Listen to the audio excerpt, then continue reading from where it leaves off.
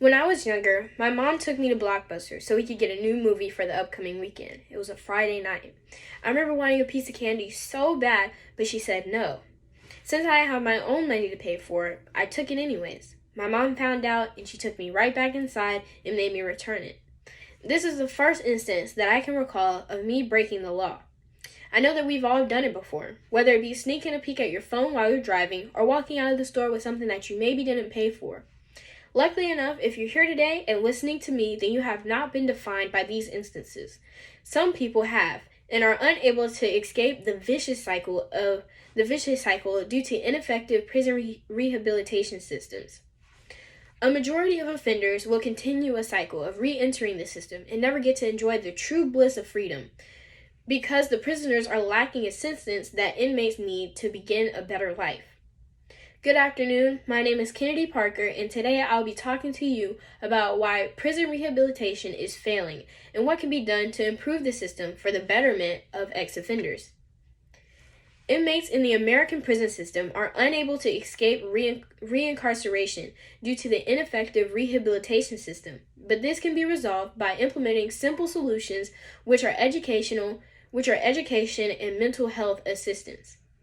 I will cover recidivism rates in America and why the number has yet to be decreased and what solutions are viable to help them. Recidivism refers to an individual re-entering the criminal justice system by being rearrested, reconvicted, or re-imprisoned. America is amongst the countries with the highest rates of recidivism in 2023.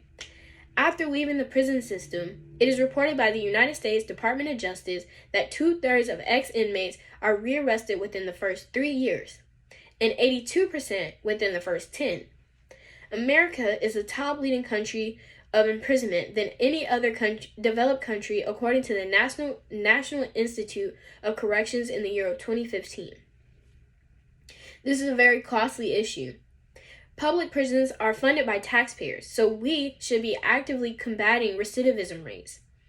In the year of 2020, the cost of incarceration fee was $39,158 or $120.59 per day.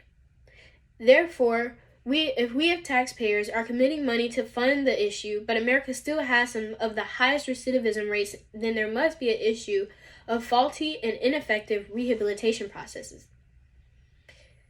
The prisons in America are not focused on the rehabilitation of inmates, but rather focused on punishment.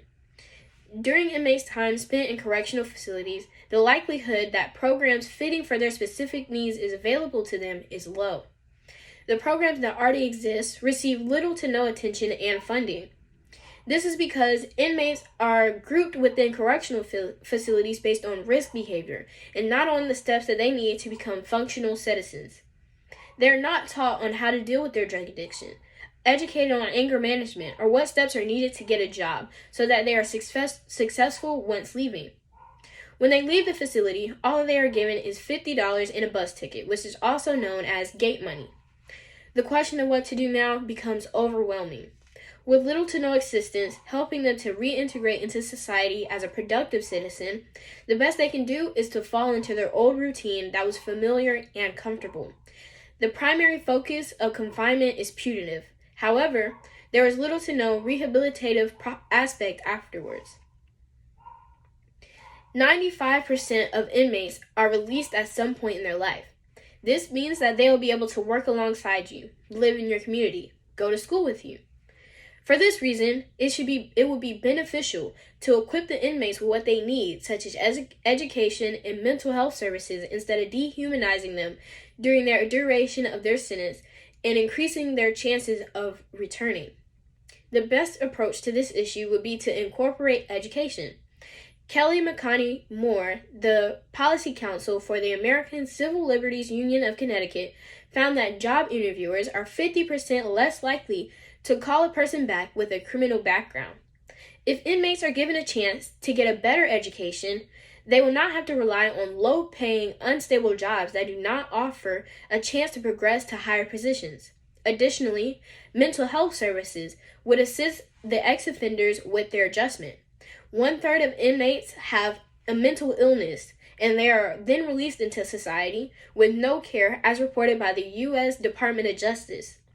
This is only made worse by the traumatic experiences of being imprisoned and the unfamiliarity of the outside world that would make it nearly impossible to navigate without help. So, in conclusion, the prison system often neglects to care for inmates and prepare them for what is to come once they are released. This is due to the fact that prison systems focus more on the brutality of prison than on the recovery aspect. If more was being offered in the form of education and mental health services, inmates would be able to adjust to society once they are then released, thereby lowering recidivism rates. They deserve a chance to experience freedom just as you and I do.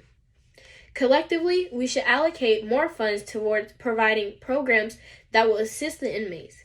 The prison system is failing our citizens, and we have an opportunity to get involved and help. Next time you decide to commit a petty crime that could potentially send you to jail, remember that there are Americans who fall into the trap and are unable to escape. Think of what you can do to help. Thank you for your time.